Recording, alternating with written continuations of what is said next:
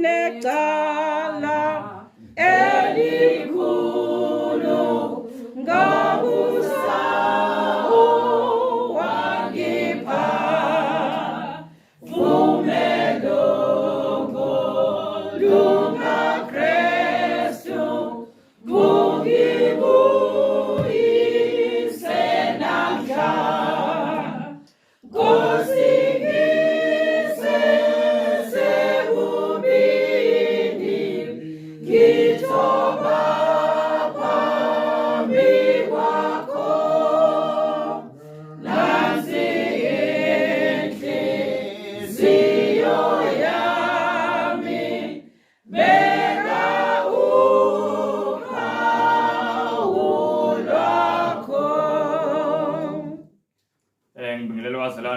Yes, amen. Amen. Bazalwane masikwazi nje singaguqa siphule ngomkhuleko sicela uNkulunkulu abe nathi.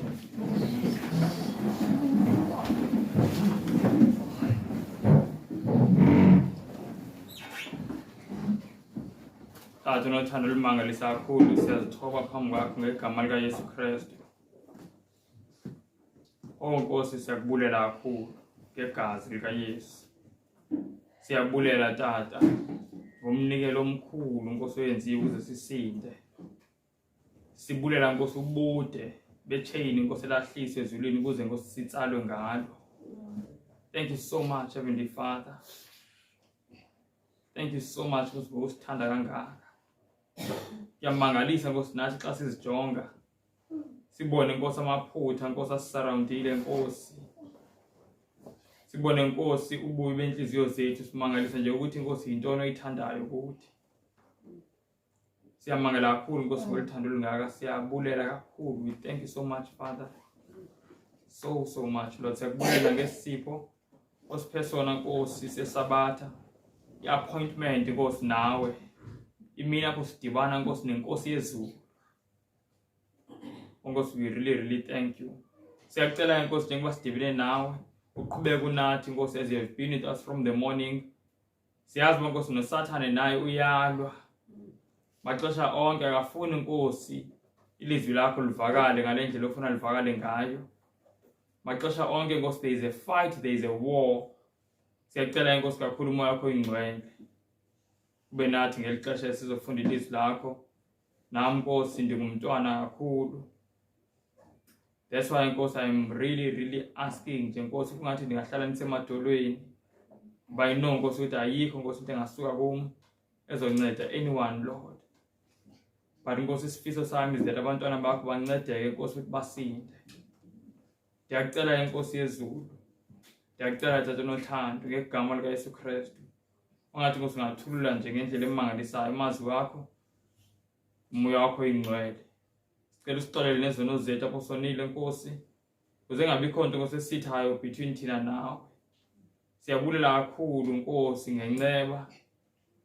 Osivezelayo namaxesha onke Nkosi. Ngoku Nkosi savuliwe siyacela.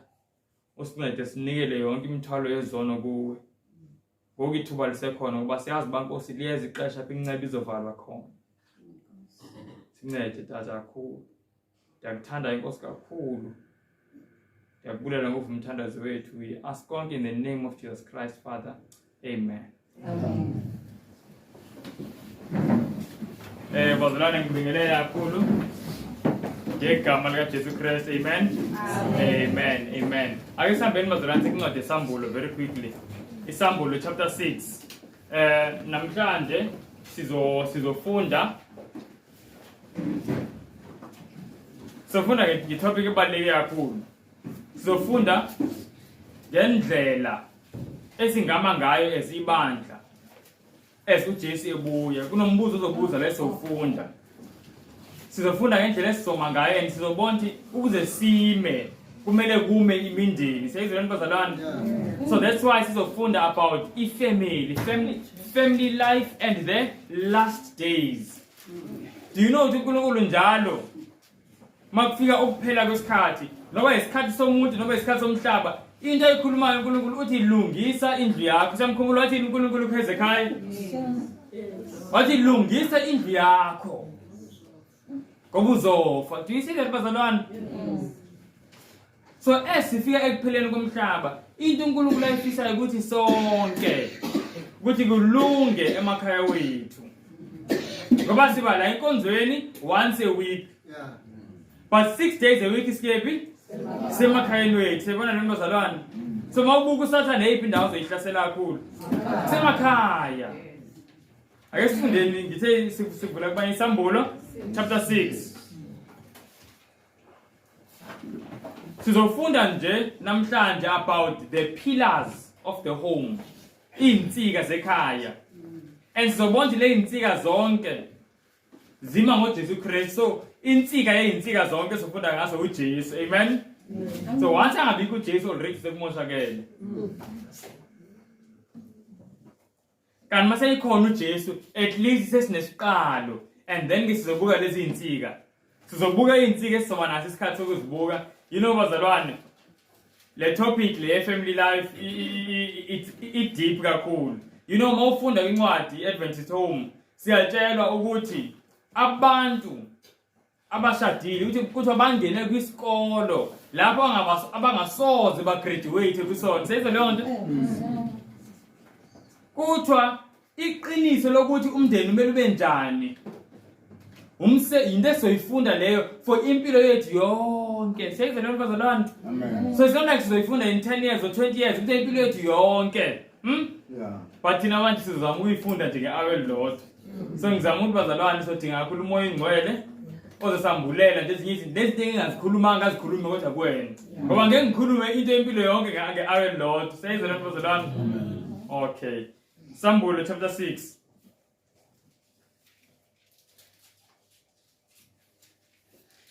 Ngicela uzosifundela ngesiZulu asuke nje ku verse 15. In fact, ngicela siqale ku verse 14. Nezulu laqoqwa njengomqulu wencwadi usongwa. Nezintaba zonke neziqhingi zonke zasuswa ezindaweni zazo. Namakhosi omhlaba nezikhulu nezinduna nabacebileyo nabanamandla nezigqila zonke nabakhululekileyo bacasha emihumeni nasemaweni ezintaba. Base bethi ezintabeni nasemaweni, welani phezukwethu nisisithe ebusweni balowo ohlezi esihlalo sobukhosi nasolakeni lwewundlu.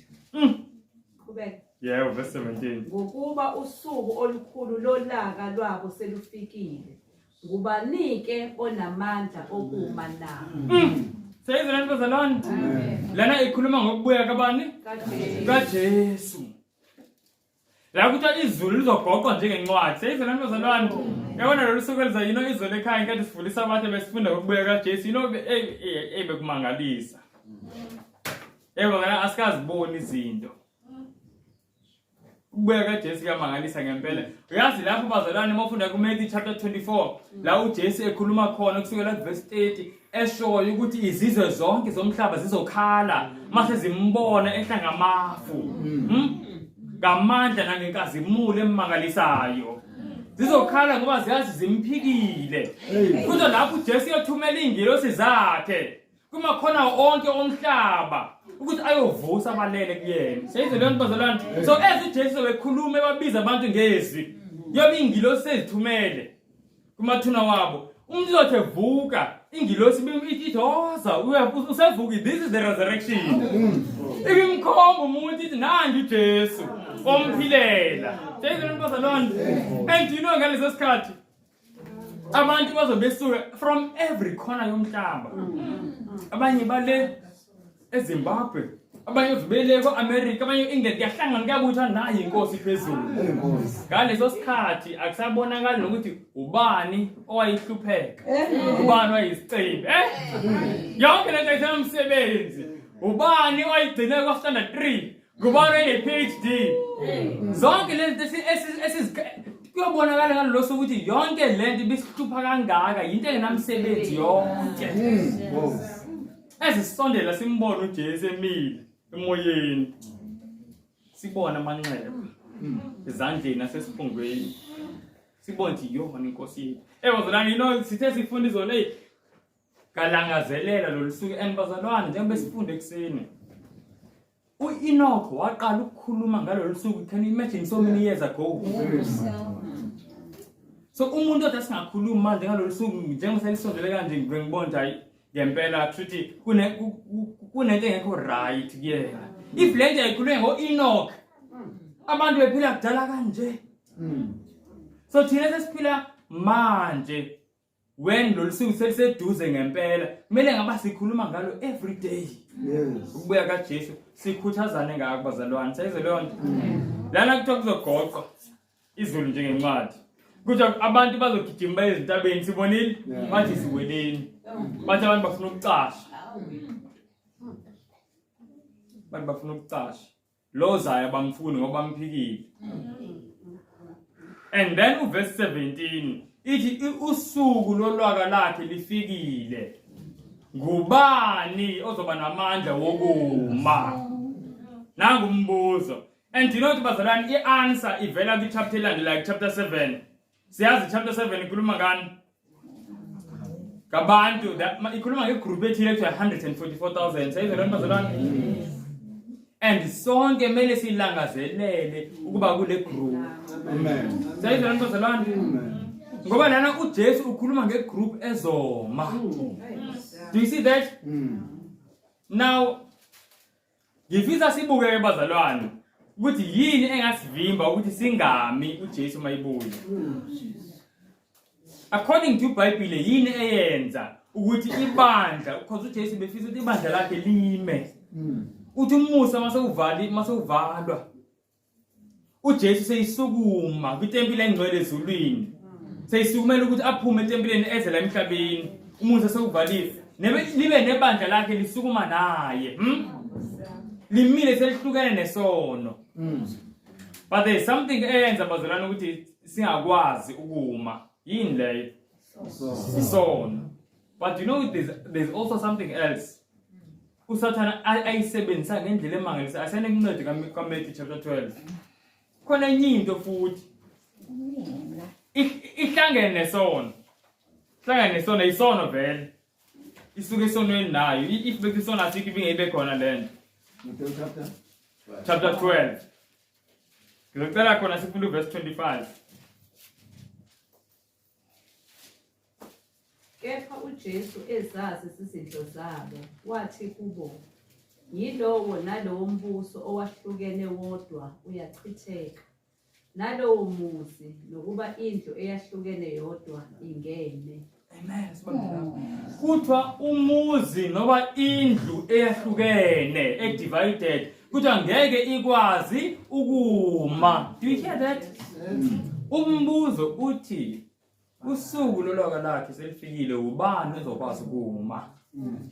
And kuthiwa la first of all ukuma kumele kuqale kephi? Endlini ekhaya. Sayizwe lo bazalwane? Kumele kuqale kephi? Ekhaya. So now we need to study. We need to study ngempela bazalwane ngoba ngiyabuka ukuthi ziningi esizifundayo kodwa usathanda la sibamba khona kusemakhaya. Kusemakhaya kakhulu.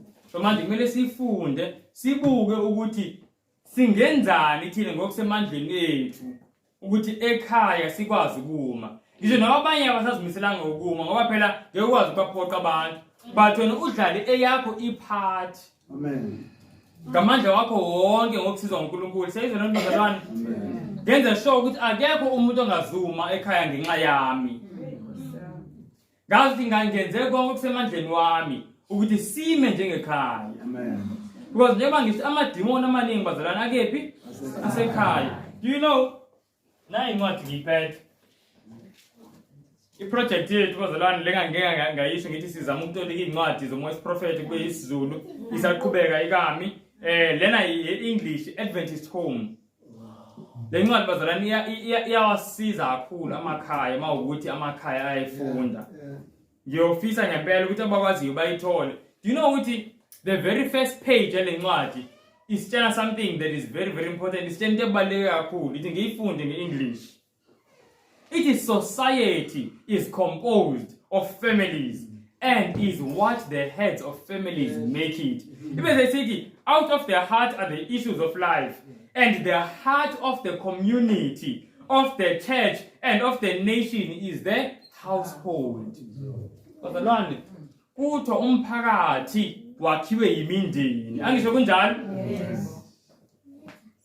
Ngoba phela makuthena ingane zasemphakathini akuvelanga nje zaveza zalo lapha emphakathini. Ikuhlangane ingane zemindeni ehlukile. Angisho kanti kunjalo? So umphakathi wakhiwe yini? Yimindeni. So manje umphakathi ubolile. Kuse kusho ukuthi nemindeni yakulo mphakathi suke injani? Kunjalo nje bazalwane. Kunjalo. Ngoba yaqhubeka ithi lana, out of the heart are the issues of life. And then it there, and the heart of the community, of the church and of the nation is the household. And mawufuna ukubulala ibandla awukwazi ingala ngisho ukwaza ini inhliziyo yalo. Manje siyathenga inhliziyo yebandla lana yini? Ikhaya. Mawufuna ukubulala umlaza awuzubula ukuthi ngiyogwaza kulesa stall. Do you know if bekuthiwa bazalwane imindeni iyayenza imisebenzi la emlaza ngendlela ukuthi uNkulunkulu afisa yenze ngayo, ebengafika umuntu ayivula ithaveni lapho beyivula phinde ayivala ahambe kwenye indawo ngoba ihlali empty. Ngoba emindenini kuyasetshenzwa ukuthi umngane yami siyazi le ndawo ingane iqale isengaka isathi lapha upoison lo seyikhula isazi ipoison le. Amen. Sayibona lo bazalwane? So inhliziyo yebandla neyomphakathi nesizwe sonke umndeni. So i-problem iqala ekhaya. So bazalwane, we need to start focusing kuma families to the best of our ability. Imindeni lenzu bazalwane ixabene, angisho kanjalo. Akubona ngeselindi. Sayibona leyo nto. But kunento esizozibuka lapha bazalwane esingazenza such that even if asibone ngeselinye kodwa ingenza ukuthi uNkulunkulu abonakale.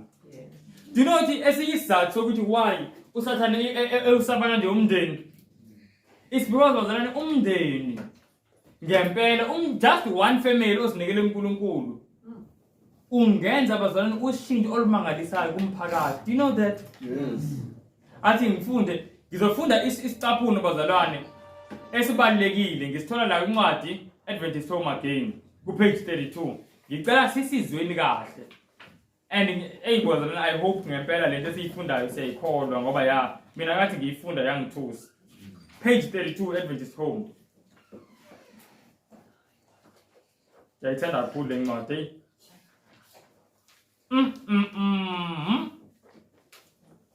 Asizweni. Ithi lana one. Yo. Leli gama ngisengiqale ngalo ngithe yini?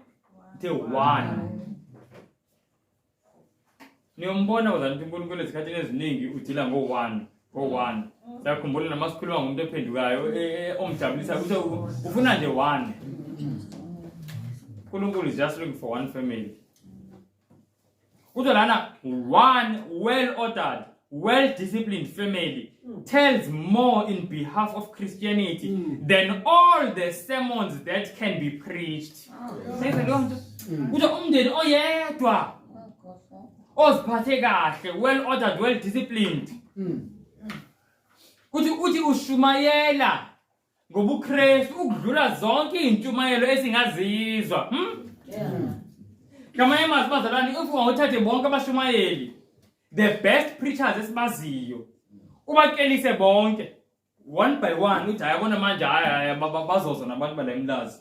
Balandele abashumayela, abekho abashumayela njengalabo. One by one uthi akushumayela oqala, akushumayela wesibili. Kuthiwa just one family. It will speak more than all those preachers ongabalandi bandise ngamabhanoyi. Sayisa leyo nto. Do you see why Satan is on the family one? It's because bazalwane abashumayeli mawuyenza ngikhuluma manje niyezwa. But umndeni siyawubona. And into ebonwayo inamandla more than into ethini esiyizwayo. Siyayizwa bazalwane. So usathane ulili nemindeni kakhulu. Ulili nemindeni kakhulu. Now another reason engifuna sifunde futhi ngeinsika zekhaya it's because of into nje esimple happiness. Abantu abaningi bazitshela uNkulunkulu emndenini wami ngizomfaka so that ngizokwazi ukuthi sibe umndeni osaba uNkulunkulu. But bambalwa abantu abathi siyamdinga uNkulunkulu for happiness. Abantu abaningi bazitshela for happiness akudinge uNkulunkulu kudingeka imali and then kudingeka nokuthi imali siye Dubai kuma holidays. Sebona lezo zinto. Na abantu asisuke ukuthi lithini iBhayibheli lona. Asiyene incwadi kaHobo chapter 16. That is why abantu abaningi inkolo iba yingxenye yempilo yabo ayibi yimpilo yabo uqobo. Sayizwa leyo nto? Because umuntu usuke depende kwezinye izinto mase ngifuna ukuthokoza ngento ethile. uNkulunkulu ngiyakuyena nje for umkhuleko nalezo zinto engathi spiritual. Kumele kube njalo. MaHubo chapter 16 verse 11.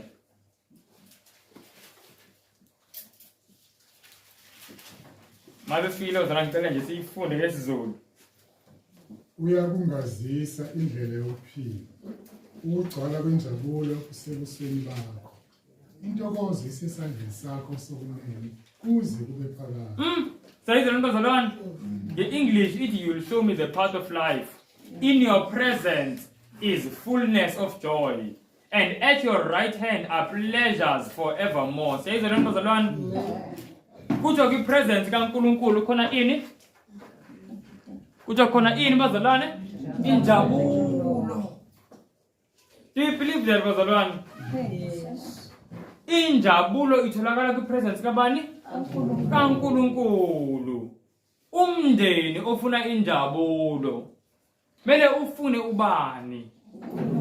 Sayizwa bazalwane. It is fullness of joy iku presence kaNkulunkulu. Mofunda ku Adventist Home page 28 iphinda lento imagnify lento le.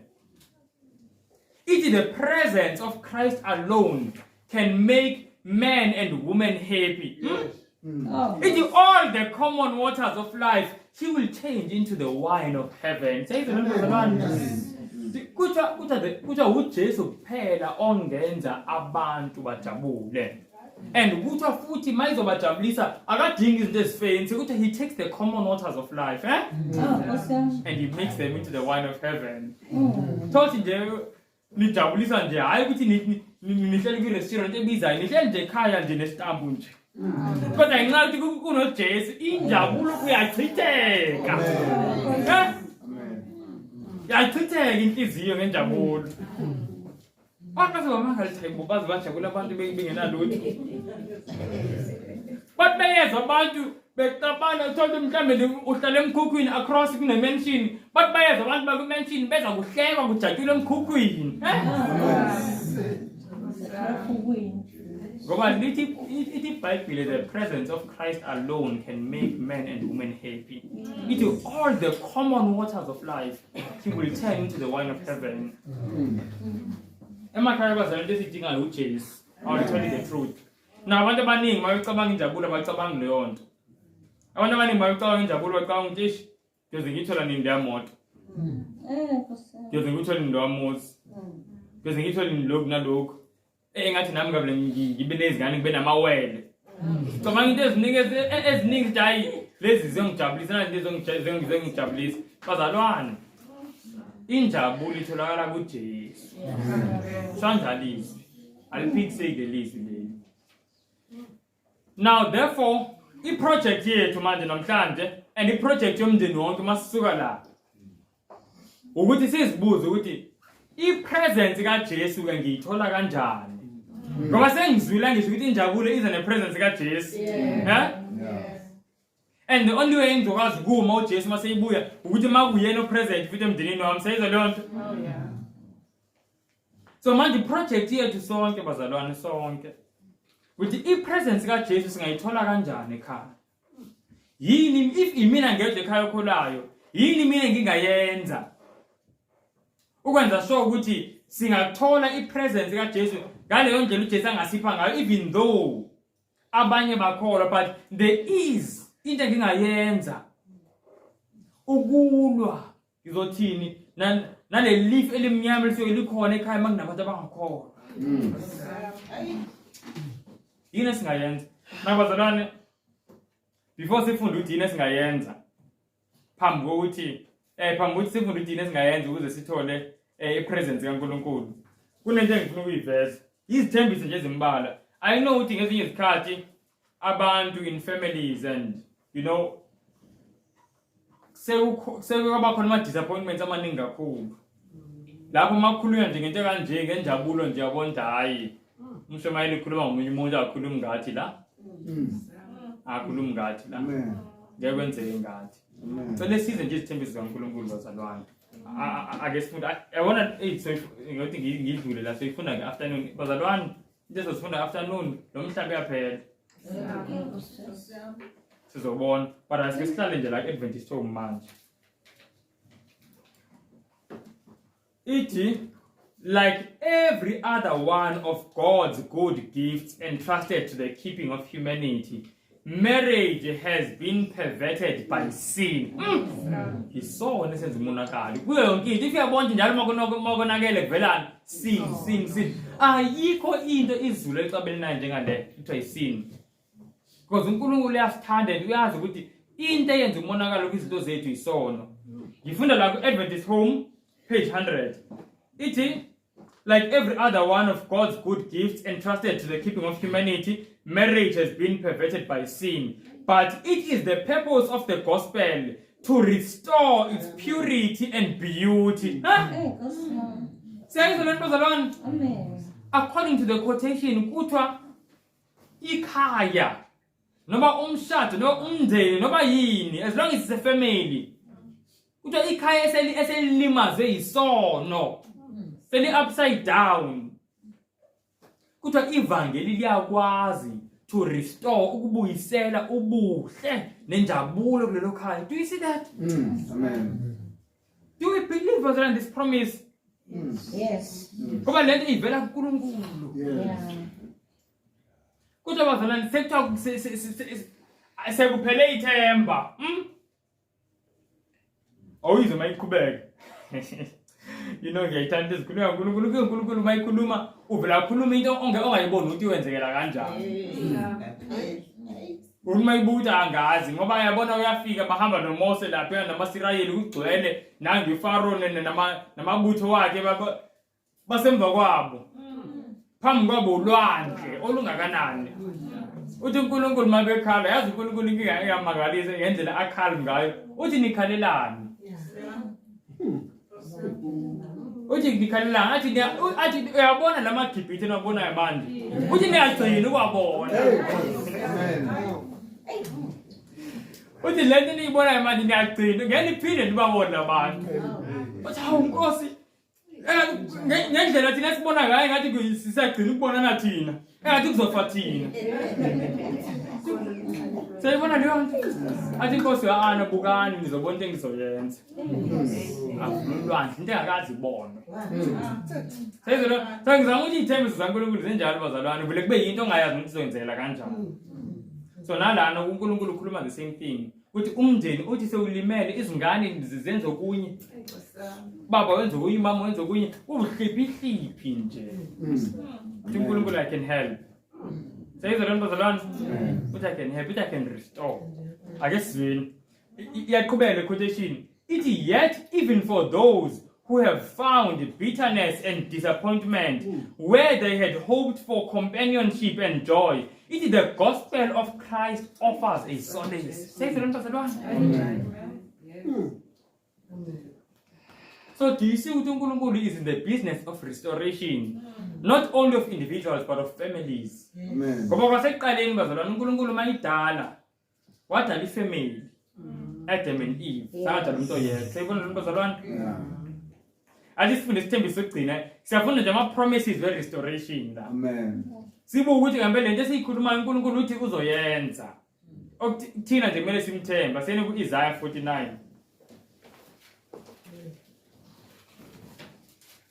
Isaiah verse 24 no 25. lesi sithembiso bazalwane ngiyasifunda ngoba kweminye imindeni abazali bangalali nje kungenxa yezingane. 49 verse 25. In fact, verse 24, so verse 24 and 25. Ngicela sifundeni bazalwane. Impango ingasuswa kuwo amaqhawe nabathunjwa bangophulwa kubacindezeli na. Noma kunjalo uJehova uthi yebo, abathunjwa bamaqhawe bangasuswa nempango yabacindezeli iyokuphulwa. Kepha mina ngiyakulwa naye olwa nawe, ngisindise abantwana bakho. Amen. Do you know lana ikhuluma ngobani? Mayikhuluma ngamaqhawe nangomcindezeli. Ikhuluma lana kahle le part lethi amaqhawe ikhuluma ngomuntu onamandla. Then ikhuluma ngomcindezeli, sikhuluma ngoSathane.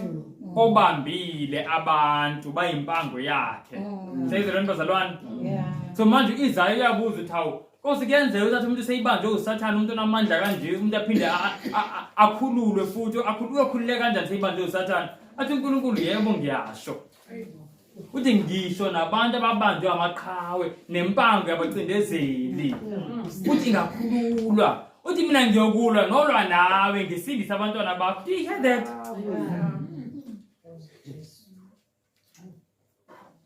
Sina sithembe ithembiso zikaNkulunkulu bazalwane. But yazi ngifuna uku-add la khona ivesi bengithi angiselifaka but athi silifunde nalo. Sibuke ukuthi thina singabazali othina okwabona abazali kuphela abantu abanabantu abalahlekele. Mina mhlambe ngiyingane nginomzali ongekho uNkulunkulu. Mina mhlambe ngubhuti nginosisi. Anyone, this applies. Yini mina kumele ngiyenze? Ake sibuke asiyena ku-Ezekiel chapter 36. You know bazalwane, let me be honest. Nginxa ukuthi izinto sizifundayo lama verse esimane siyakona maningi.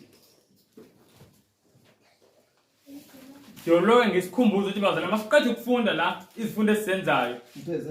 Ngoba siyafunda kusukela ekseni kuze kube sentambama sesifunda okuningi. And the only way ngahlala ngayo emqondweni yethu is if siye emakhaya si revise. Siyabona leyo nto? Sibuye sikufunde again lo esikufundile. Izothi ngibuke sifunde la safunda la. Asem Ezekiel 36 Ezekiel chapter 36. Icela sifunde uverse 23. Verse 23 nje kuphela. La sifunda ngoba ngifisa sibone ukuthi ukuze kusinde abantu abakimindeni yethu abangamazi uNkulunkulu, thina kumele sibe njani thina? Asizweni verse 23.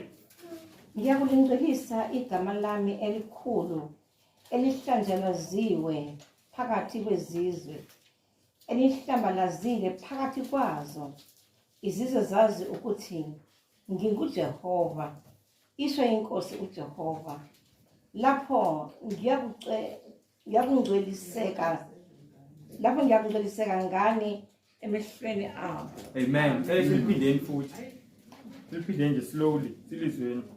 Ngiyakulingcelisa igama lami elikhulu elihlanjalaziwe phakathi kwezizwe. Amen. Asizweni lapho oqala. Kuthiwa uthi uNkulunkulu igama lakhe lihlanjalaziwe phakathi kwezizwe angisho lingcolisiwe. Lingcolisiwe ba asiqhubeke iyasitshela ivesi.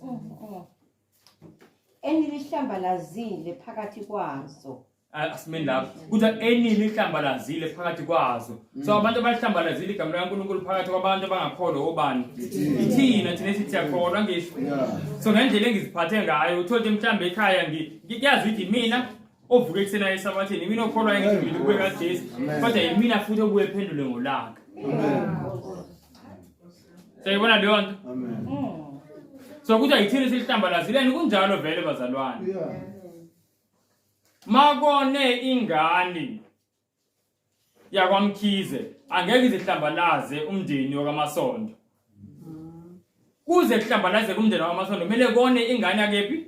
Yakamasondo ezibiza ngegama lakamasondo. Sayibona leyo nto? So nakuNkulunkulu kunjalo abantu abangamazi uNkulunkulu abalihlambalaza igama lakhe. Abantu bahlambalaza igama laNkulunkulu yithini? kodwa nangumuso omkhulu uthi uNkulunkulu angimlahli uthi ngizosebenzisa nina ukuthi igama lami lingcoliswe futhi asizweni ukuthi lizongcoliseka kanjani leqhubeka ivesi izizwe zazi ukuthi nginguJehova isho inkosi uJehova lapho ngiyakungcweliseka ngani emehlweni abo amen uthi mase kubonekele ubungcwele bami kunina phambi kwamehlo wabo banibona ukuthi hayi labantu bafana noJesu lo Jesu bakhuluma ngaye bafana naye uthi uNkulunkulu then abantu bazokwazi ukuthi uNkulunkulu ngamanye amazwi there is abanye abantu bengakholwa ukuze kube manje kungenxa yethu akusho mina kushilizi so lesasithembisa siqeda kusifunda ku-Isaiah chapter 49 verse 24 and 25 isithembiso bazalwane esikwi-condition ukuthi nathi siya-cooperate noNkulunkulu siyazinikela kuNkulunkulu ukuthi siveze isimilo sakhe kungaveli thina umina afe siyabona lo bazalwane asikwazi ukuveza uNkulunkulu sisaphila kanje Amen. asikwazi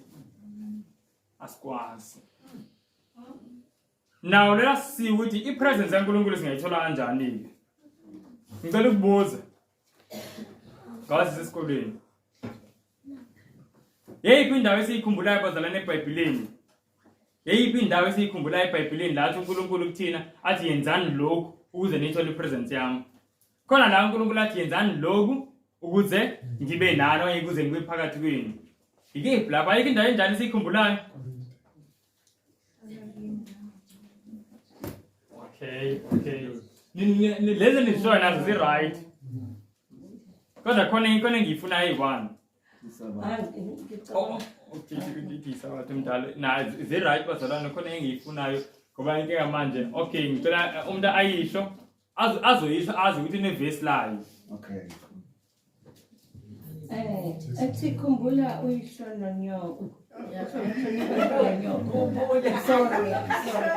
hlonipha uyihlo nonyoko ukuze izinsuku zakho zande ezweni bazalwane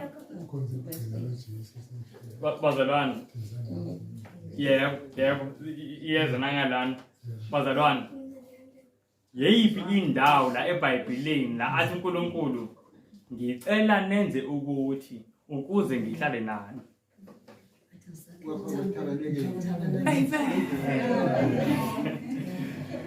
kubani lo Exodus angethi asiyeni kulona verse very quickly uzoyifikile vela nifunde fast Exodus chapter 25 verse 8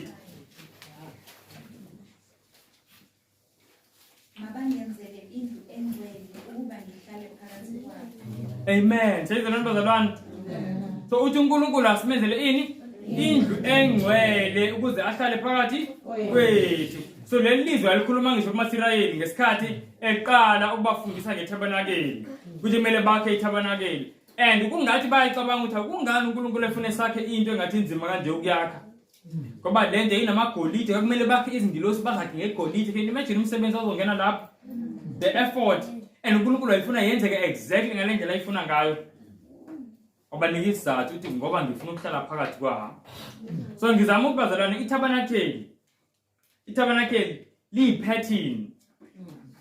liyi-pattern ukuthi yini esingayenza mawukuthi sifuna uNkulunkulu ahlale phakathi kwethu yabo liyi-pattern ayisakhumbula amahubo chapter 77 verse 13 la ithi indlela kaNkulunkulu ikephi iKuTabernacle ingcwele yakhe so bazalwane lana kwiTabernacle namhlanje sizofunda nje ama-lessons ambalwa ukuthi yini esingayenza ukuthi sibe nepresence kabani kaNkulunkulu kungani kambe sifuna ipresence kaNkulunkulu ingoba ipresence kaNkulunkulu kuphela eletha ukujabula siyabona leyo presence kaNkulunkulu kuphela esusisono so we need the presence kaNkulunkulu this is the lifetime project ifamily yonke a project of just 1 week 1 day ifamily yonke the more sifunda the more ziyavela uNkulunkulu into angazithandi the more siyasusa siyabona bazalwane manje ithi family yonke ngisho ukuthi eka husband no wife so long as you are part of a family when you will play your part kwi family yakho ukuthi ususe leyo nto uNkulunkulu angayifuni It's even more important kuma-heads, kumakhanda we-family, the husband and the wife. Now, I want to ask bazalwane. Now lesson yokuqala esizoyifunda kuyindaba ye-tabernacle esizoyi-aplya kumndeni yethu sibe ne-presence kaNkulunkulu. uMose kuzathola i-tabernacle, kuzathole le pattern ukuthi i-tabernacle lakhiwa kanjani. Kwakumele enzini?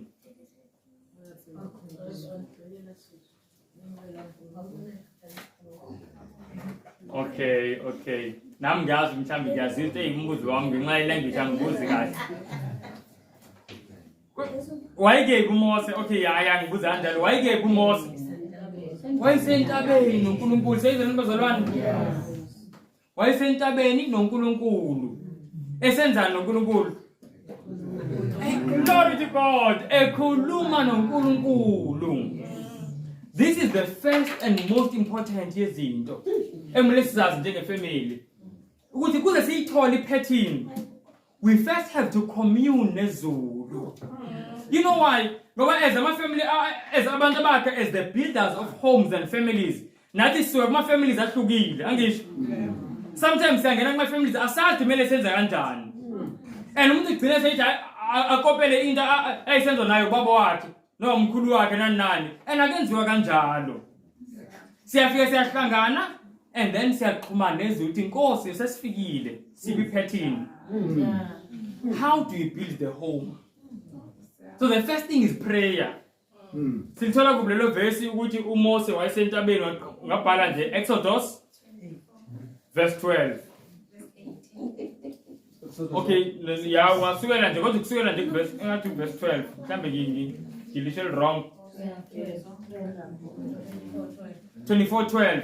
So we see ukuthi bazalwane the into yokuqala ebaluleke kakhulu kuyo yonke imindeni ukuze kube khona ipresence kaNkulunkulu. Kumele kube khona ukuxhumana noNkulunkulu. Do we hear that bazalwane? And if amanye ama-members we-family, whether ubaba noma izingane azithanda ukuxhumana noNkulunkulu, it is fine. Xhumana noNkulunkulu wena. Ungavumi ukuthi ungaxhumani kwabo noNkulunkulu kukwenze wena ungaxhumani naye. Sayizwe bazalwane? Amen. Ube nesibindi. Uhlale kuJesu. Even if sometimes bazoblackmail bathi yabona lento ekuthandaza ezokuthi singasitholi isikhathi enough se-family. Because Satan ungena ngendlela zonke. Thola bana inkinga mozoziyele elwandle, bona inkinga kuba khona inkinga masokhuleka nje kuphela. Nobuye enkonzweni. Sayizwe bazalwane? So the first thing is communion neZulu. Number 1 though. Masifuna ukuthola ipattern yokuthi umndeni wethu siurana kanjani ukuze kube khona uJesu kuona. Ipattern ngiyithola ukuthi ngixhumane noNkulunkulu. Siyayizwa leyo nto? Siyakhumbula noNoah. uNoah ipattern yokwakha umkhumbi oyithola kuba. Siyayizwa leyo nto? Do you know ukuthi phambi kokuthi uNkulunkulu amnikeze ipattern uNoah yokwakha umkhumbi? Lithi iBhayibhile ku verse 9 ya Genesis chapter 6 lithi uNoah wayeyindoda ehamba noNkulunkulu. Sayizwa leyo nto? And then ku verse 14 kulandela ipattern. Akwazi ukuthi kuvele ipattern ungahambi noNkulunkulu. Kuze ube nepattern ukuthi kumele ngenzeni ngalomndeni. You need to walk and talk with God. Kumele uhambe ukhulume noNkulunkulu. Kuyazwakala bazalwane? Oh, we need to pray. Kakhulukazi. Now angibandlululi kodwa ngisho nje leqiniso. Kakhulukazi obaba emakhaya. Amen. Ubaba ongakhuleki angawuyisa umndeni. Amen. Ngoba ubaba dino ngisho kanjalo. Emndenini onye emshadweni uNkulunkulu ubeka isibonelo. Athi uJesu nebandla. Ubaba nonkosikazi wakhe. Sayizwe lento bazalwane? So ngamanye amazwi lento uJesu ayiyona kwibandla. Ubaba kumele ngaba uyiyona kwikhaya. Sayizwe leyo nto? And singahleli bazalwane kuyinto elula ukuba njengoJesu. Sengasitshela into elula uJesu wayethi ngisho asike sibuye nje indlela uJesu ayiyona nama disciples wakhe. uJudas bazalwane sekuyena seyencabuza uJesu eyombetray. uJesu athi suka papa mkwami uyabona sengibetray sengidayisile. Uthi mngani. Uthi friend. Do you betray the Son of Man with a kiss? Ask Mele. Omuphi ubaba ngasho leyo nto? Unkosikazi embetray. Sithathe lo bazalwane.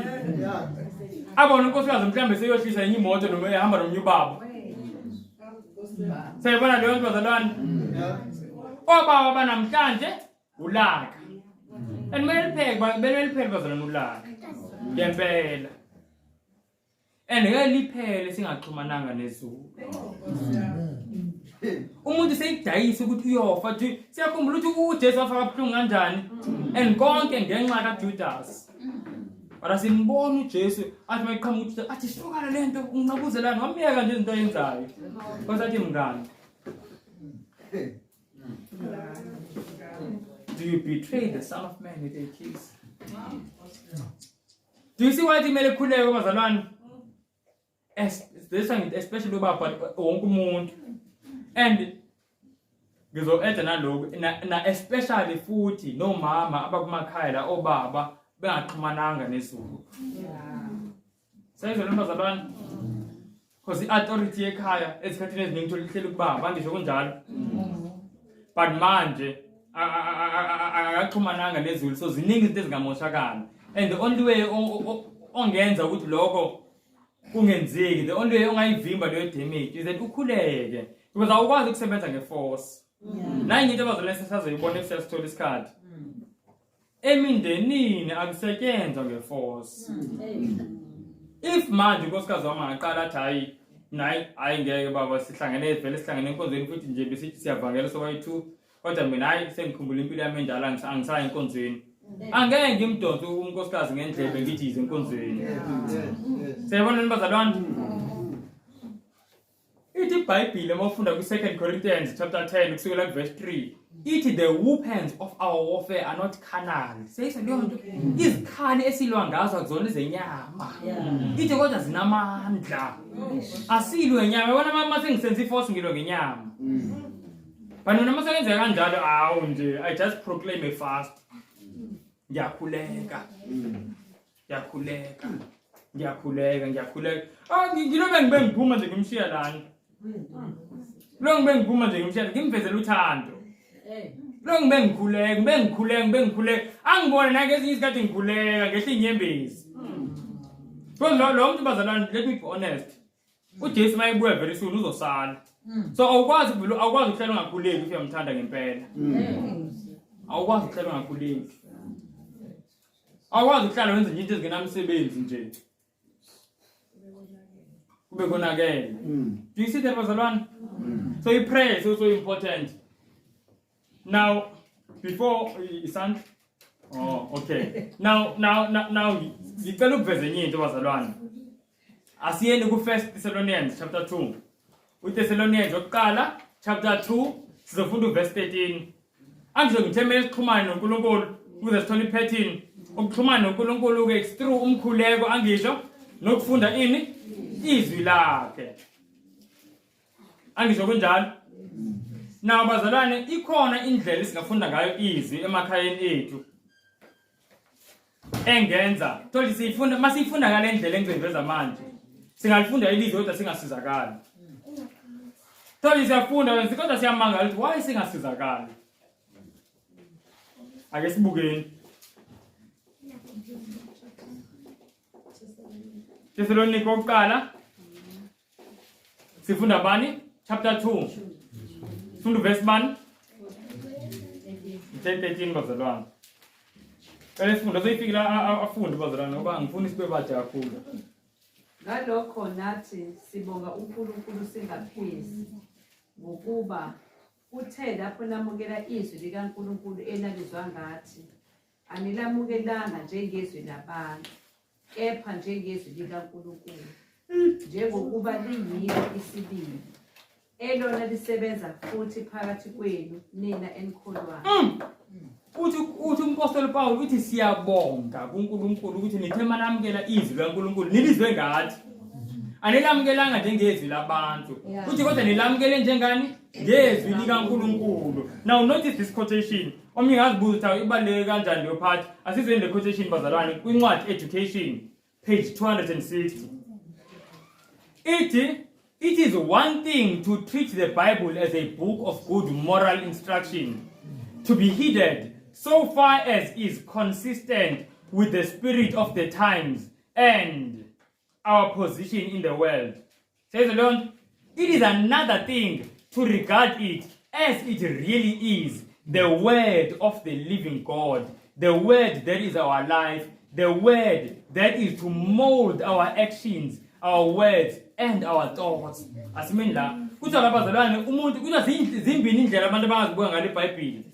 Abantu abafunda iBhayibheli. Kuthi indlela yokuqala bangathi mabefunda iBhayibheli bathi hayi incwadi nje esitshena ukuthi nawo wrong nawo right, kodwa siyilandela only if ayiphumanga kakhulu kuma fashions alomhlaba. Sayibona leyo nto? So siyakhetha ngamanye amazwi ukuthi yini siyilandelayo.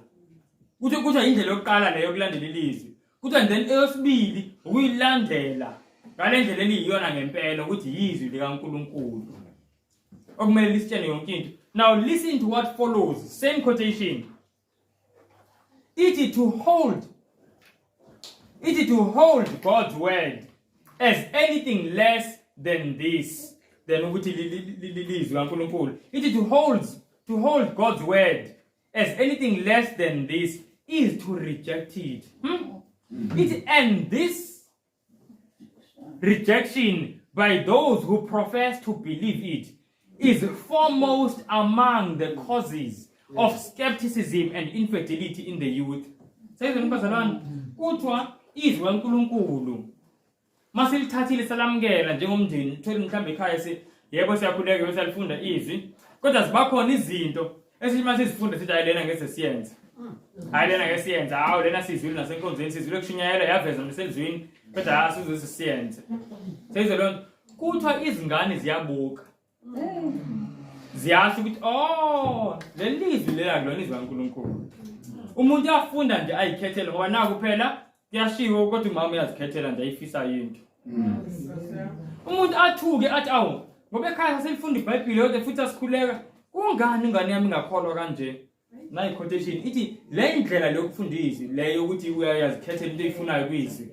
Kuthiwa it is foremost. Amanye amazwi ihamba phambili kwizinto ezibanga ukuthi izingane zingakholwa. Do you see that bazalwane? And you know that is why izingane eziningi ezikhuliswe abafundisi. Nokuthiwa zikhuliswe abantu kuthiwa ngathi nje hayi bayakholwa sibabona nje ngamehlo athi bayakholwa. Thole igcine ziphume enkolweni. Angisho ukuthi zonke, but eziningi it's because ubaba bengumfundisi. But ingane yambona ubaba la ekhaya abuku ubufundisi. Njalo ke makume umuntu kupulpit yasho ukuthi hayi suka mamsho naye kwakhe wenza lento yenza ubaba, lento yenkolo ayikho. Sayizwa lento bazalwane. And if sifunda izwi emakhaya singazulithatha ngokuphelele, mele siliyekini. Noma siliyeke bazalwane. Kunokuthi ingane ikhohliseke ukuthi hayi kakufunda izwi ekhaya kodwa alithathwa lonke. Thothi seyo naye sisiyaqabana ezinye izingane. Ithi hayi wenzani wena alithathwa lonke ilizwi. Ufuna uthatha lonke manje. Sayibona leyo nto. So bazalwane bese ku point number 1 nje lokuxoxisana icommunion noNkulunkulu. Asene ku point number 2. Point number 2 is ownership. Sithe uqala ukuthi sithole iphethini mele sikhuleke. Yesibini ownership. Ngithatha lento ownership. Yingoba uNkulunkulu mayikhuluma noMose ethi mambakhe indlu azohlala kuyona ezokwenza ukuthi uNkulunkulu ahlale phakathi kwabo. Uthi uNkulunkulu mabangakhele indlu engcwele. Exodus 25 verse 8 now. Uthi mabangakhele indlu engcwele ukuze ngihlale nabo. Uthi let them make me a sanctuary. Sebona leyo nto. So le ndlu engcwele yakhelwa ba uNkulunkulu. Number the line, this is so important. Ukuze uNkulunkulu abe present emakhayeni wethu. Mele senze uNkulunkulu umnikazi wamakhaya. Amen. Amen. Yazwakala? Amen. This will take much prayer. Nayo ukuthi uNkulunkulu abe yi-owner yekhaya. Ngamanye amazwi angenzi lutho kuleli khaya uNkulunkulu angahambisani nayo. Sekuthiwa ngikuthanda kangakanani uSibaya. uNkulunkulu akahambisani noSibaya ngisho. And mina ngifuna ipresence kaNkulunkulu ekhaya. And ngithatha inkosi ovela ube yi-owner onkosi ave ngiyithanda generations kodwa ngicela ukuthi ngiwukhiphe ngamandla avela kuwena. Ngoba sengifuna ukuthi ini ikhaya lami kube wena i-owner. Do you see that? Amen. Makufika ama-relatives mhlambe noba abangani noba ihlobo ezinye zithi awu uNew Year. Sifuna nje ukuyocelebrate lapho kwakho. And then zifike la uyazi mazifika zizofika nezingoma zo DJ Cleo ngisho. Zifike neziphuzo ezimbalo. Ngoba mhlambe into nanenza nisakhula ngisho kunjalo.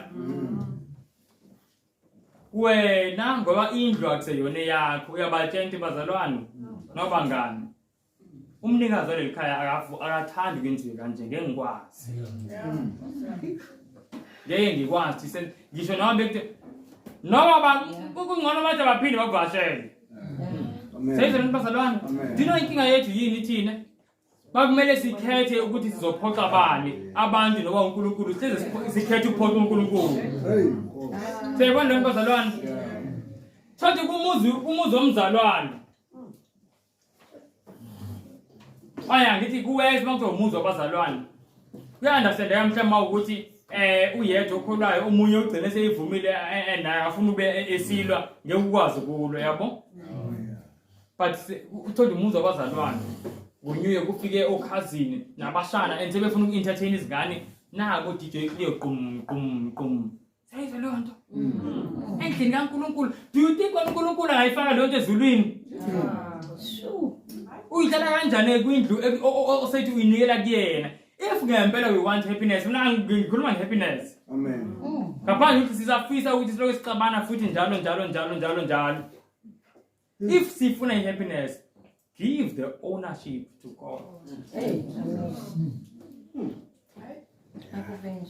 Mawukuthi uNkulunkulu ngeprovidence yakhe njengibenzile la ekhaya akuvezele ukuthi hey abantu bafuna ukuzokhonza la iprovidence sokuyiprovidence yaNkulunkulu ukuthi abantu bakhombe lo muzi bathi hayi yazi kunganjani ukuthi mhlambe size lana ubona kanjani wena awunamuzi wena i-own lesi ezulwini wena ufana nomuntu nje ophathisiwe indlu athi uNkulunkulu ngifaka lo muzi ongcine lo muzi nawe kwamanje sekufika abantu baNkulunkulu bathi bafuna ukuzokhonza uthi hey bazophazamisa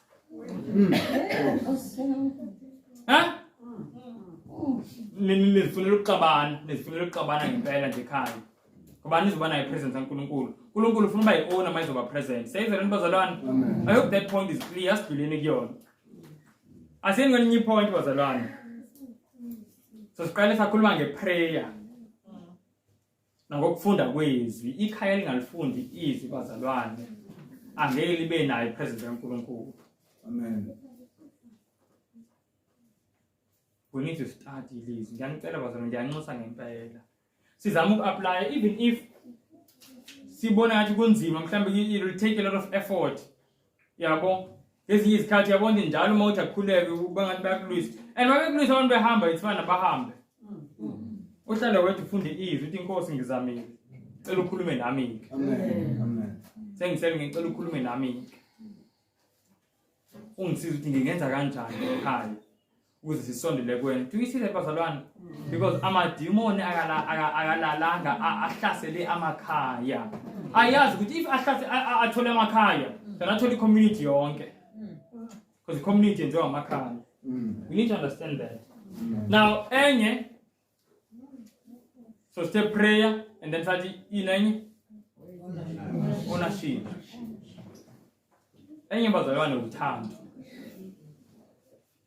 Kwi-sanctuary bazalwane ubani ayikhona uNkulunkulu angisho uNkulunkulu yini sithola kulona 1 Corinthians chapter 13. okay 1 Corinthians chapter 13 yebo balikho iverse elisho straight 1 John chapter 4 verse 8 asilifundeni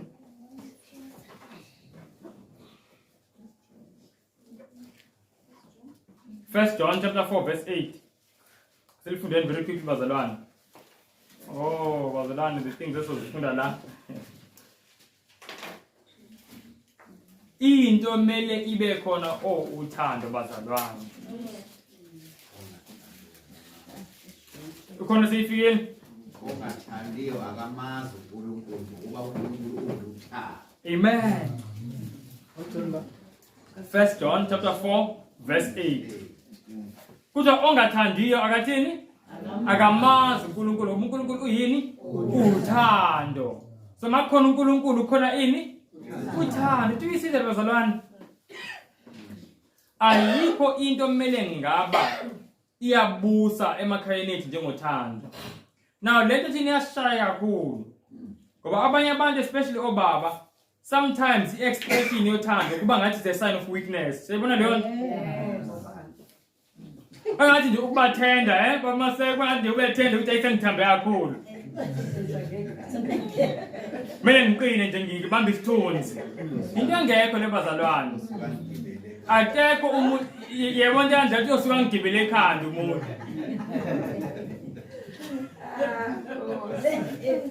Akekho umuntu emhlabeni kwi-universe yonke ophakeme njengoNkulunkulu.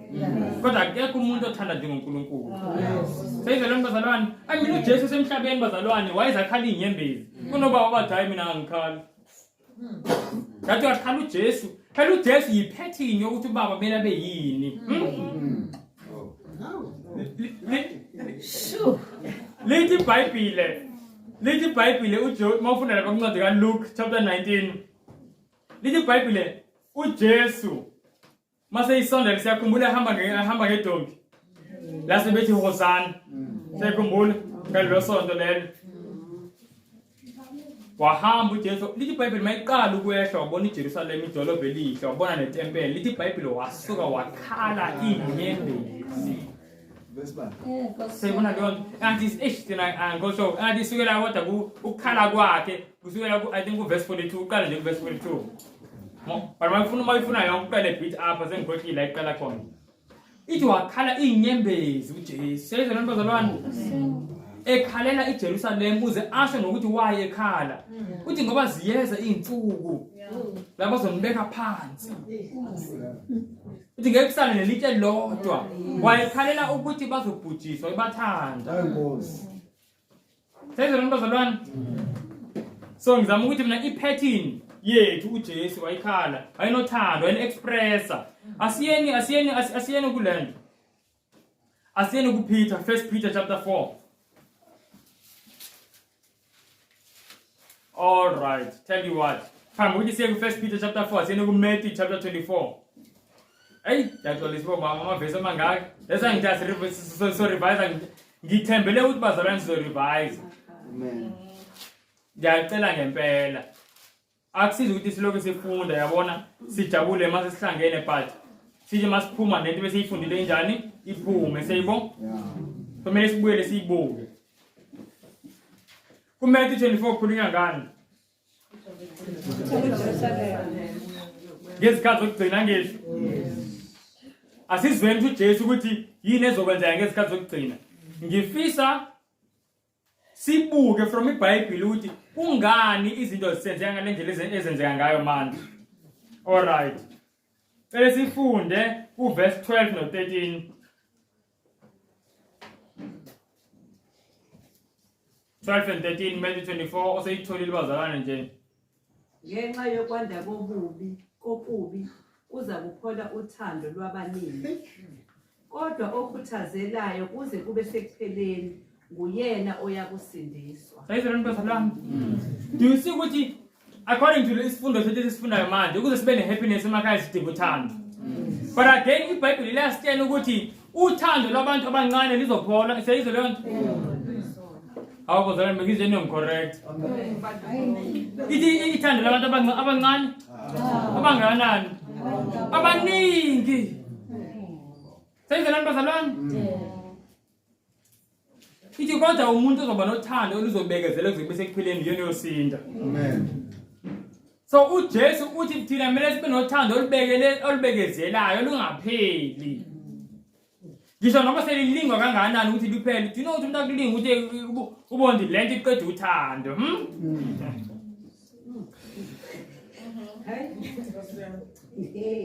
Lento yazi aliqeda uthando lento.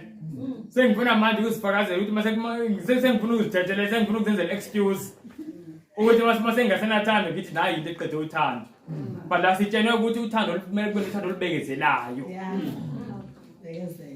Kuze kube sekupheleni. Amen. Now notice First Peter chapter 4. Bazalwane ngiyacela bomama nobaba, ngicela bazalwane ngempela simele kumele sikhuleke. Ezinye izinto ama habits esesikwenze some of them for 20 years. Lokuthi we don't say amazwi nje anothando nje emakhaya ngoba sibusisa ukubuye ngathi ku soft. Sewaba kuqina manje kumele ngiqinile. Mama ngilongi mama plate. Sewona leon and bazalwane but we are going to see like it is eating. And bazalwane see ayithathi like lento. You know why? Ngoba sibonile ukuthi lento iqhumene nokuthi ngawa sizoma yini uJesu mayifika.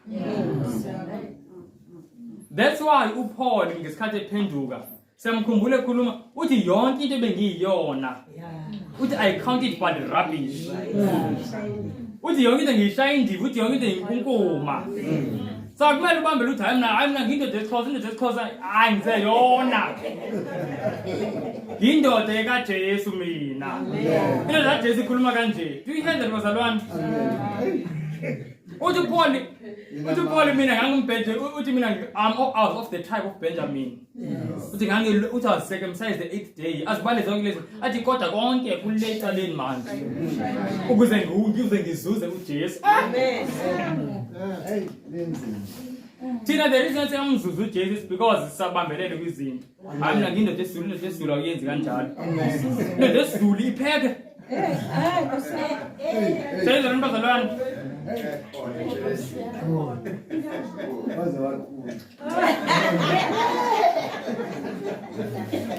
All right. Asenu First Peter bazalwane. Bazalwane ngiyacela uNkulunkulu asisize. Sikhuleke si-apply. Kube khona i-change. Do you know this will change our homes? Njengoba ngisho ukuthi the weapons of our warfare are not carnal. Akekho umuntu onamandla njengoNkulunkulu. If better i-force iyasebenza, akekho umuntu obezisebenzisa njengoNkulunkulu. But uNkulunkulu ukuze azuze abantu belahlekile zangasenza i-force, wathumela uJesu. Waveza uthando. So i-force ayisebenzi. Eka Sathane i-force. Sayibona bazalwane into esebenzayo luthando, into edonsayo luthando. Umuntu mamudonsa ngothando angadonseki. If ngizama ukudonsa manje mamsomi ngesandla esisodwa akadonseki ngizowenzana. Faka sosibili yabona leyo nto uyaeda. Manje akatha leyo sibili usizodonsela ngomzimba. Now friends, ngicela sibuke-ke uFirst Peter chapter 4. Leyo thando yangithinta kakhulu. Verse 7 no 8. Verse 7. Kepha ukuphela kwezinto zonke sekusondele. Akho zikhuzeni izithibe uze likhuleke. Nakho konke ibani nokuthandana unganqamukile. Ukuthandana onjani? Ukuthandana onjani bazalwane? Ngokuba uthando sibekela inqwaba yezona. Do you see that? So do you see ukuthi lento seyikhuluma lento ngisho ngomlomo ukuthi there is a connection between uthando nesono. Uthando lusibakela inqwaba yesono. Kumele sifunda last week ukuthi safunda last week the other week safunda ngeimpanda zesono. And then safunda futhi ngempanda yobulungisa, impanda yobulungisa uthando. Malingekho uthando, there is no righteousness. So bazalwane, if uthando asilo express ngendlela esikhuluma ngayo, ngezinto esizenzayo, ya siyalimala. Siyalimala. Mawufuna ukunqobisana sinqobe ngothando. Asize le quotation ithini? Ithi from a Adventist Home, page 195. Ithi from a worldly point of view, money is power. Ithi but from the Christian standpoint, love is power. Ithi pure love has special efficacy to do good and can do nothing but good. It prevents discord and misery and brings the truest happiness. Says the bazalwane, kuthiwa uthando lunamandla okwenza okuhle futhi alikwazi ukwenza lutho ngaphandle kokuhle. Do you know ukuthi ngaphandle ukuthi umusa uvali sidinga ukuthi sonke sifike kwisimo la senza okuhle kuphela. Angisiyazi because umusa seyivaliwe, uJesu seyisukile, uJesu akasathetheleli umuntu. Maseyiphumile etempileni. Masengekho intethelelo bazalwane, isono senza after that asathethelelwa. Umusa uvaliwe. So before umusa uvalwe, sonke kumele sifike kwistage la senza good and only good. And we are told ukuthi yini eyenza good kuphela lana? Yini? Uthando. So my mass, if you want to do good and only good, kumele sigcwale ini? Uthando. The reason why uJesu wayengoni ngoba igcwele uthando. Nalichitheka. Wonke uJesu ayengakwazi ukwenza isono ngenxa yokuthi wayegcwele uthando. Every situation approacha ngothando. Whether yamnyathela, whether yamshayisa, approacha ngothando yonke into, so he could not sin. Our love can do nothing but good. Sayibona leyo nto? So yonke into elwa nothando bazalwane imindeni yethu siyayikhipha. Sayibona le bazalwane? Hey, you know, ngizoyenza into nje. Ngizovala isikhathi esiphelile. Bekhona ezinye eziningi but ngiyavala manje. I'm just going to read one last point. Ngizoveza leyo kugcina ngoba ngicabanga ukuthi nayo ibalekile. So we've seen ukubaleka komkhuleko, insika lezi ekhaya. Ukubaleka komkhuleko ngisho. And then sabona futhi yini engisibonile ownership. Umuzi wakho nomuzi wenu kumele uphathwe uNkulunkulu. Sayizela kube uyeni owner. Then number 3, sabukuthanda. Bazalwane uthando. We can yazi bese ngafuna iveki lonke ngothando kuphela. Now ngifuna sibuke yokugcina bazalwane. Yebo. Uyangiphinda konke le nto ikhuluma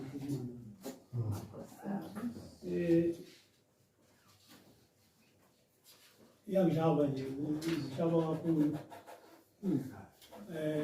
uthando endlela engithanda ngayo somandla ngithanda kakhulu kodwa ngikilapho kulezi zinto zokhuluma ngazo ezithinta kakhulu kumele ngikhaya ngifike uNkulunkulu ngithandazisa ukuthi ngiphilize umkhulu umhlangano. Kulezi zinto zokhuluma ngazo zonke ziyangithinta zonke. Ngoba uNkulunkulu uyazi ukuthi kulesikhathi sokugcina. Kodwa manje ngisesonweni esikhulu kakhulu. Siyabonga. Bonke uNkulunkulu. Bazalwane sifunde quotation then siyakhuleka. This is a very serious issue. Siyabonga ubufakazi obusuka umdala. It's a very very serious issue. Njengoba siloyo sasifunda ukuthi uSathana ayikho into ayihlasele njengama families. And you know amanye ama families wahlasela ngaqala nokuqala. Mhlawumbe one day sizosifunde leyo nto ukuthi ahlasele abantu abasha bazifake kuma relationships ekumele angamele ngabakuona. Sayibona bazalwane. So nje yinto ngempela kumele siqaphele. Ngiyabona bakhona osisi abasha ngazi noma mhlambe sebethathile kodwa nje ngibuye bebasha kakhulu. So ngisho ukuthi nabo kumele baqaphele ukuthi uSathana angabalidi ukuthi bazifake kuma relationships angenayo uNkulunkulu. Do you know uma ufunda kwincwadi Messages to Young People ku page 462, it is Satan is busily engaged in influencing those who are wholly unsuited to each other to unite their interests. He exalts in this work, for in it he can exert more misery and hopeless woe to the human family than when he directs his strength in any other direction. Kuthi usathana ubhizi uinfluence abantu abasha engamele ngoba yahlangana ukuthi bahlangane. Ayisho nje ukuthi ubhizi nje, ithi he is busily engaged. Ngizama ukuthi akuwona wonke ama relationships akhona alethwa uNkulunkulu. In fact, most yawo alethwa uSathane. So mina imindeni uSathane uyidestroy ngaqala nokuqala. Anyways, asifundeni this quotation and then sivala. Lena bazalwane before ngivule ngiyobuza umbuzo. Kwi sanctuary kwakhona ini? Yini okuvalwe ngayo?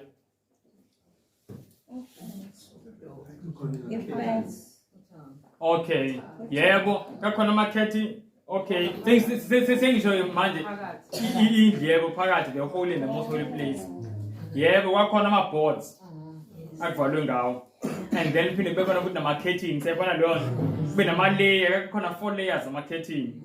So kakuvaliwe, ngizama ukuthi kakuvaliwe ku sanctuary. Siyabona leyo bazalwane. Umuntu wayengaphandle wayengaboni ukuthi kwenzekani ngaphakathi. Do you know that? Kuthiwa amakhaya wethu kumele abe njenge sanctuary. Angisho masifuna ipresence kaNkulunkulu. Kwi sanctuary umuntu wayengaphandle wayengaboni ukuthi kwenzekani ngaphakathi. There was a sacred circle. Sacred circle. Now let's read this quotation. The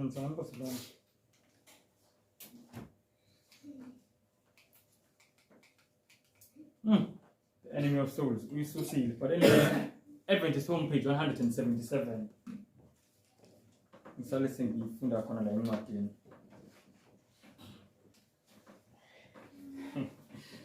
As is the quotation. This is our last quotation, and then we are going to close in prayer.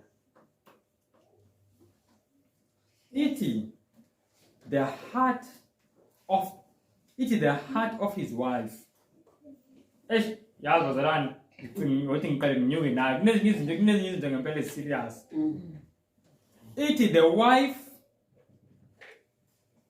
I think ngikhuphuka kancane.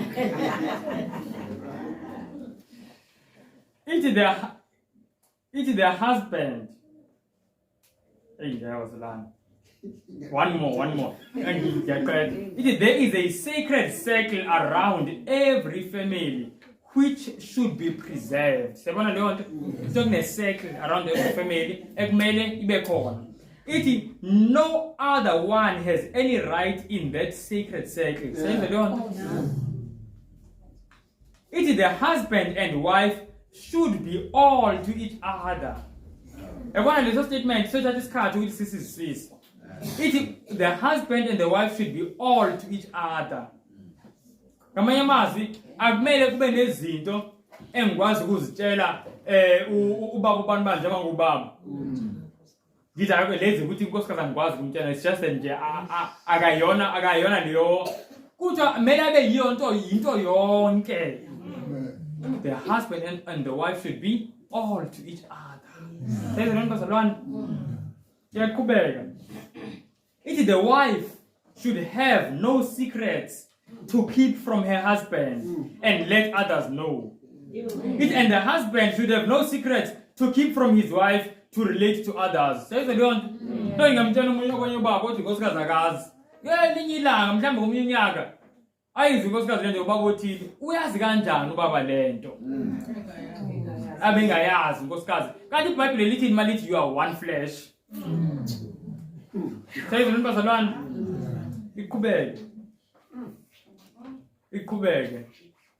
Nayi le part engithandayo. It the heart of his wife should be the grave for the faults of the husband.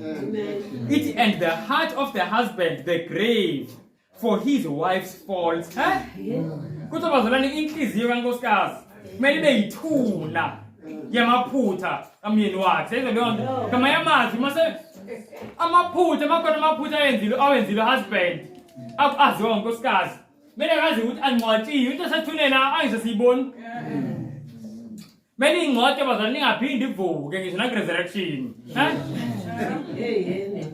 Kuthiwa the heart of the wife should be the grave for the faults of the husband, and the heart of the husband the grave of the faults of the wife. Kumele beyithune. Kumele sibe ney'nhliziyo bazalwane ezingamathuna. Athi umama ekhaya mayenze into eyiphutha ethile, ngiyayicindezela ngci. Nama ukuthi mhlambe ngiyeza ngizofuna imikhuleko enkonzweni. Ngizocela nje bazalwane isimo asihle ekhaya. Asihle ngempela ngicela nisikhulekise. Ngithule lapho ngibhale phansi. Ngingaloku ngilanda ukuthi umama ebehamba nobaba usibanibani. Noma umama noma mhlambe ngithothi mhlambe ngithi hayi ubaba vele nolaka. Uyabona leyo nto? Vela ngiphendule kambi. Bazalwane ngicela imikhuleko. Usathane yazama ukuhlasela njengoba sasifunda ukuthi uhlasela imindeni nasekhaya uyahlasela. Ngikuphele lapho. Amen. Seyizwa leyo nto? Amen. La ngiyayivala still same quotation saqhubeka nje. Asizweni. Yabona le bazalwane sizoyizwa kahle ngicela masiyizwa futhi sithinte. Ithi never should either party indulge in a joke at the expense of the other's feelings. Siyayizwa leyo?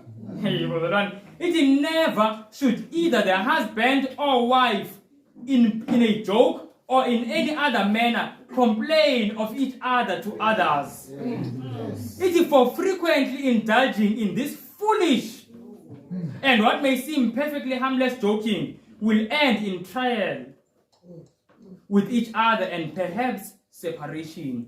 Says Utwa never, let them never shooting.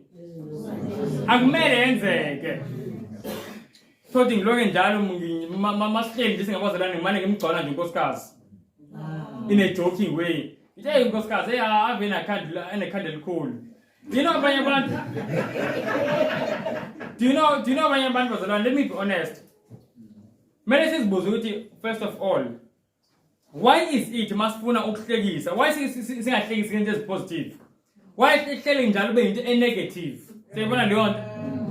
Why njalo kumele ngisho into engathandeki okanye engekho pleasant ngalowo muntu. Siyizwa lo nto bazalwane.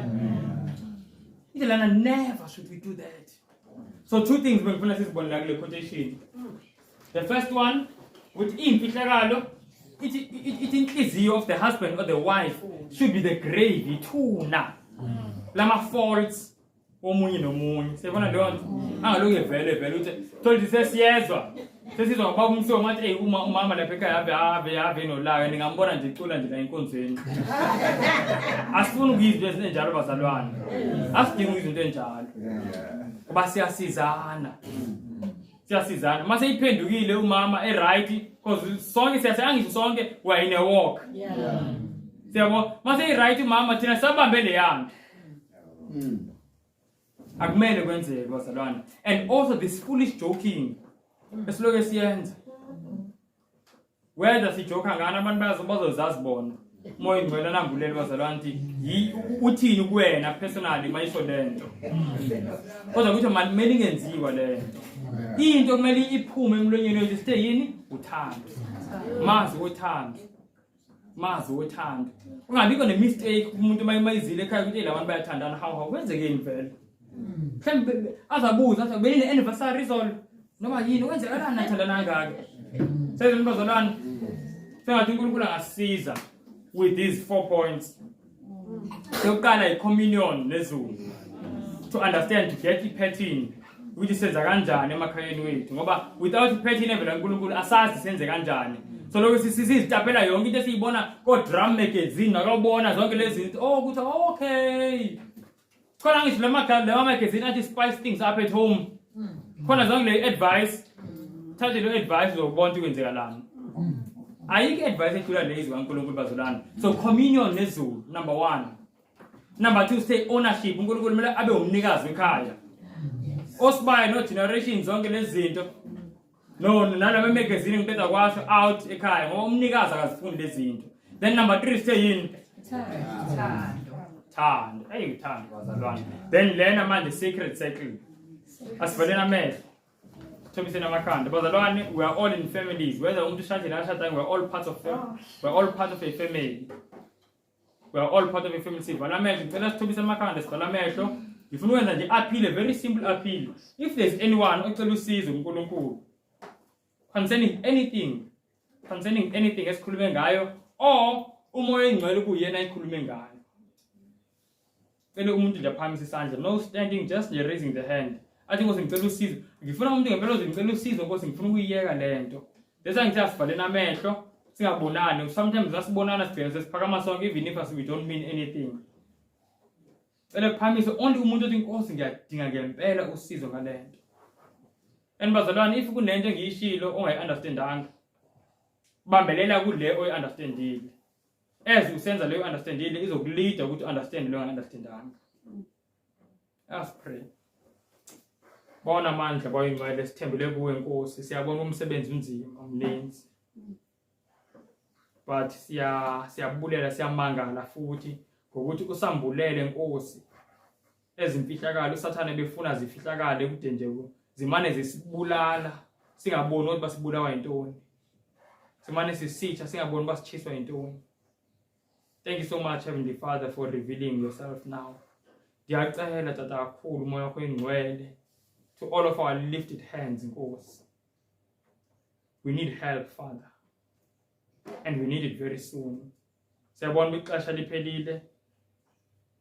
And siyabona Nkosi probation is about to close.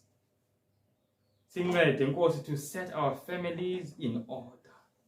Please, Father. Sithembele kuwe. Sesiqhelile Nkosi to just speak about anything and everything. Sesiqhelile Nkosi ukuthetha kodwa amazwi kungabi ngawamazwi anothando namazwi athambileyo. So it's going to take a battle Nkosi to overcome all of these habits. But Father, sizinikela kuwe ngoba ayikho into ekhulayo. Oh Nkosi, we are so happy to have a God who can never be defeated by anything. Siyazinikela Nkosi, sicela usincede, sicela usixolele futhi where we have sinned. Nkosi, nanku nomdala besukuma ngoku efakaza Nkosi ukuthi he needs much help. It's not only him Nkosi, sonke siyalidinga uncedo oluvela kuwe kakhulu.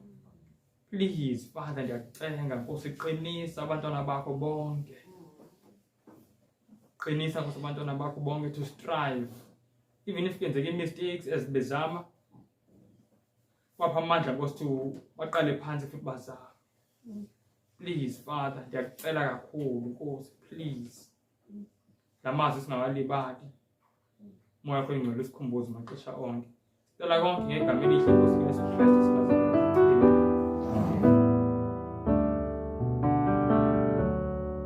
And as for me, I will behold thy face in righteousness.